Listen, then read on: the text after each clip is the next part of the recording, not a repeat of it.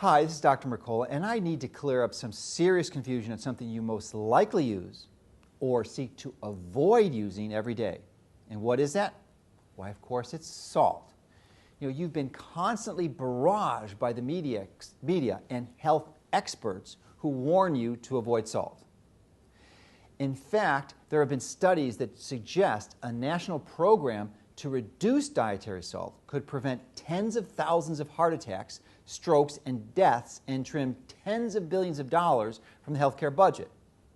Have you actually fallen for this misinformation and reduced your salt intake? It would be understandable because there have been attempts to get Americans to restrict salt for decades. And in fact, the salt wars began about 40 years ago in 1972 when the National Health, Blood Pressure, and Education Program, which is a coalition of 36 medical organizations and 6 federal agencies, essentially declared that salt was unnecessary and evil. And in 1978, one researcher called salt the most dangerous food additive of all. But the reality is, when you look at an average population and when you increase the salt intake, about 30% of people will experience a small drop in blood pressure when you decrease salt intake, but another 20% will actually have an increase. Now, another point to consider is that what actually happens when manufacturers lower the salt content of food. Usually, they choose to increase artificial flavorings like MSG, which is far worse than salt.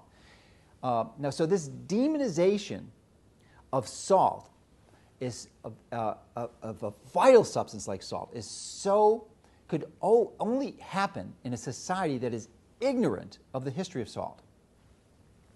Now, the use of salt in humans is intimately connected with our progression from a nomadic Stone Age life to one of hunter and gathering. Now, salt, as you know, is needed to make these foods taste good and also to preserve meats and dairy foods for storage and transport.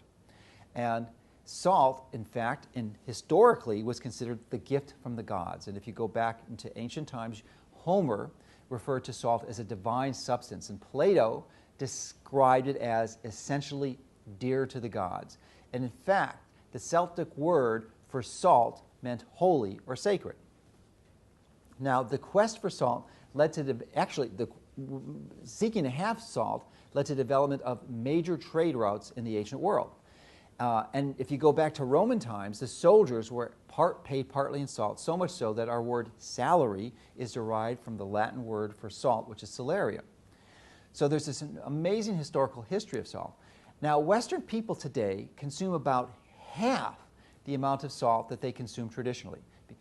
Because before the days of refrigeration, most of our meat and fish was preserved by salting it. And interestingly, the Japanese, who have one of the highest salt intakes in the world, also have, of course, one of the highest life expectancies.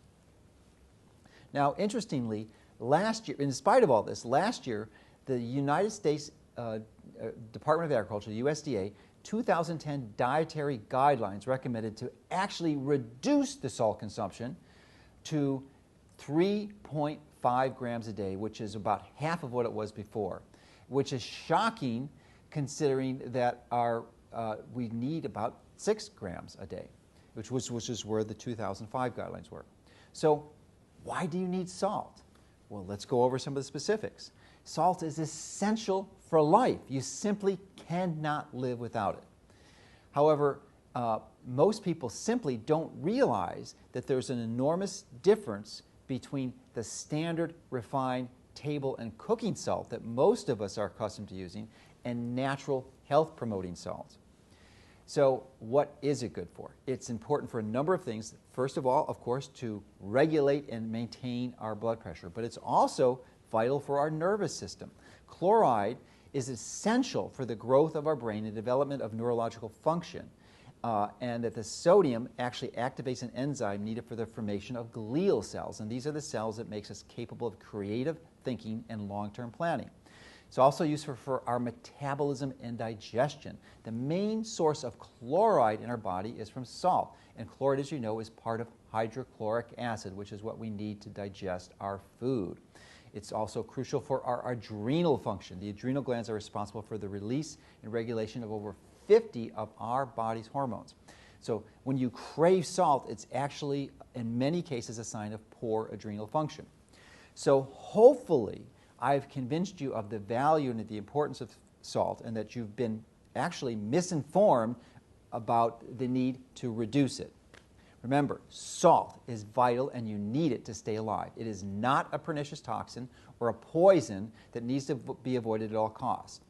But you do want to limit, as I mentioned, to avoid the use of typical commercial table and cooking salts.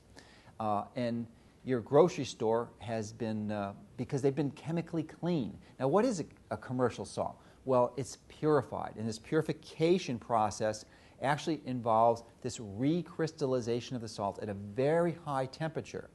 And additionally, your table salt is about 97.5% sodium chloride, and 2.5% are other chemicals such as moisture absorbents and iodine. As I said, the salt is heated about 1200 degrees to facilitate the processing, and this heat actually alters the natural chemical structure of the salt. Now, during the drying process, they actually add anti-caking compounds. This is part of the 2.5% that's not sodium chloride, and this ensures that the salt will pour and flow freely. And some of the anti-caking agents that they use are ferrocyanide and aluminosilicate. And these are compounds that give the most concern. And in fact, some European countries where water fluoridation is not practiced actually also add fluoride to table salt. And in France, 35% of the table salt sold contains either sodium or potassium fluoride. And the use of fluoridated salt is widespread in South America. So today's typical common table salt has absolutely nothing in common with the natural salt that your body was designed for and has been used for centuries. So the key here is to always use unrefined salt. And what are your options? Well, by far, the most common one would be sea salt. And it's certainly better than commercial table salt, but it's not ideal.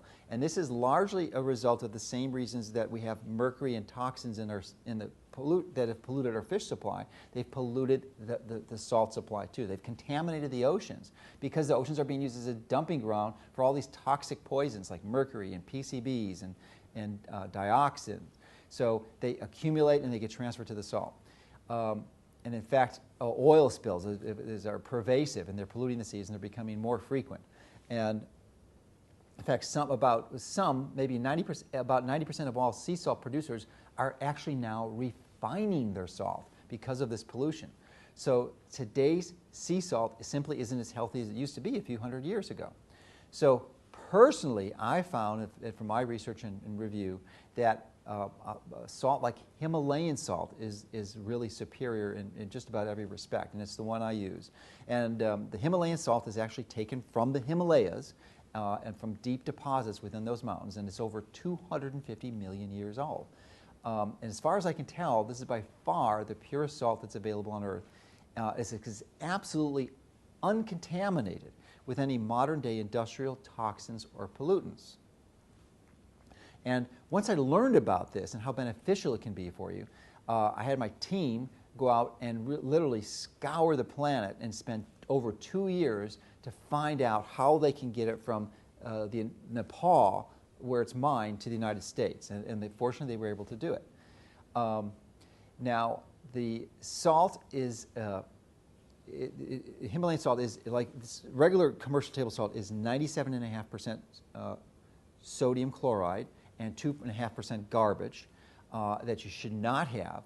Himalayan salt, however, is about 85% sodium chloride, no garbage chemicals in there, and the remaining 15% actually has 84 different trace elements and minerals that your body actually needs. However, it's important to understand that iodine is not added, it's not a natural part of this type of salt. So, and since we have such a large exposure to fluoride and bromide in our environment that impairs our thyroid functions, we're going to want to have a regular source of iodine. But ideally, it should not come from commercial table salts. sources. So this topic is actually we're going to discuss in a different video, but you should have a healthy source of iodine in your diet. It's just not going to be from the salt. So now the Himalayan salt also has a unique structure that stores this energy, and it's actually a crystal. And when it's mined out and you receive it as a crystal, and the crystal contains these minerals and these trace elements that are available actually in a colloidal form, which is a highly absorbable form. So these the array of elements then it forms this really tightly bound crystal, and there's some vibrational components into it with these 84 elements, and it really helps improve your body in so many different ways. And it's a really simple and inexpensive way for your body to get these additional minerals. Now, Himalayan salt also comes in a variety of different forms. That's only table salt that you could pour on your food or put on your food, but you can actually use it as bath salts, and there's even lamps that you can get, and they have other benefits. But it's an amazing component. It is one that I personally use all the time, but there is a warning. I have to warn you about Himalayan salt. It really massively improves the flavor of your food. So if you're using it, I got to warn you before you go using it that there is a strong possibility that you become spoiled and you will just not like any other salt but Himalayan salt. So only consider using that if you're willing to take that risk, because I've become spoiled and I just refuse to have any other salt but the Himalayan salt. So it's an amazing product. Hopefully you'll consider trying it, and certainly if you don't use that, remember the key here is that we need salt. You don't need to go on these low salt diets that are promoted by the government and these health experts, but you want to have a high quality salt to make sure that you get enough sodium chloride, because it's an essential part of what we need, and I would strongly recommend that as a source for you. Now remember, with the Himalayan salt, there's no environmental pollutants, there's no flowing agents of iodine, and there is no limited shelf life, so you can use it for a long time, and it doesn't require silica packets to prevent the clumping, and it's got these 84 minerals that will really help you really take a tremendous step to continue to take control of your health.